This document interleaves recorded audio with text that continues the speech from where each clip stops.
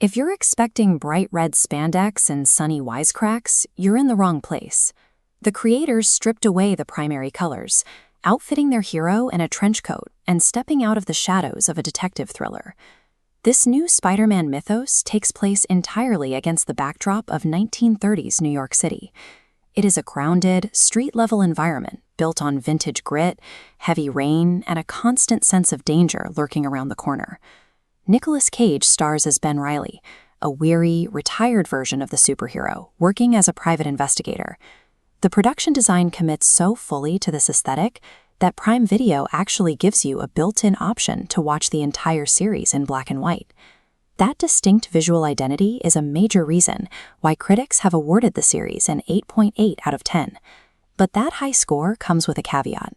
The show abandons the modern superhero formula, which carries a real risk of alienating fans of the standard Marvel template. This split-screen table compares the two experiences. On the left, the traditional superhero setup relies on fast pacing and massive global stakes.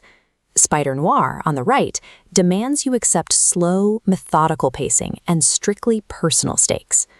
Deciding to hit play means weighing whether an uncompromising, slow-burn mystery is the right investment for your specific viewing time. Your first major trade-off here is choosing classic noir atmosphere over easily digestible visual spectacle. The aesthetic leans into the tropes of 1930s crime fiction. You will spend your time in smoky offices, dealing with fedora-wearing crime bosses, and piecing together investigations rather than watching superpowered brawls. This quadrant chart maps out the show's deviation from genre standards. We're tracking pacing vertically and scale of stakes horizontally. Typical interconnected Marvel projects sit in the top right, fast-moving with multiversal threats. Spider-Noir operates in the bottom left. It is methodical and street-level. The benefit of this approach is that the narrative carries genuine weight. By centering the plot on local corruption and murders, the fights feel heavy, brutal, and consequential.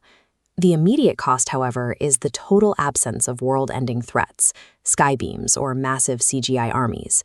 You trade those spectacle battles for granular clues, hidden photographs, and old maps. Because the scale is smaller, it demands your active attention.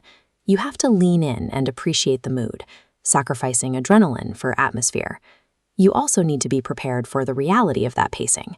There are entire episodes dedicated solely to investigative storytelling. Because it relies so heavily on gathering evidence and talking to informants, the episodic progression moves much slower than typical comic book media. The central anchor keeping that slower pace engaging is Nicolas Cage. He delivers a unique take on the Spider-Man archetype, fully embracing the character's weariness, inner conflicts, and eccentricities. But his specific performance creates occasional tonal shifts within the narrative. The scripts occasionally struggle to find the right balance, creating moments where the dark, gritty crime drama clashes sharply with Cage's trademark quirky humor. If you are an action junkie tuning in for quippy dialogue and constant forward momentum, these slower, dialogue-heavy episodes will likely leave you bored. The series makes no apologies for its structure. Its commitment to deep character studies and slow-burn sleuthing is its greatest strength, while simultaneously acting as a barrier to entry for casual genre fans. Let's map your specific expectations directly to the reality of the show so you can make a final decision. This flowchart breaks down your decision path, starting with one simple question. What are you looking for? If you follow the path for high-octane spectacle and action, and you're expecting interconnected cinematic universe lore, constant CGI battles, or lighthearted escapism, you will be disappointed. You should skip this. But if you follow the path for atmosphere and novelty, and you enjoy classic detective fiction, prestige TV pacing, or you're just suffering from superhero fatigue and want a structural reinvention, this is a perfect fit.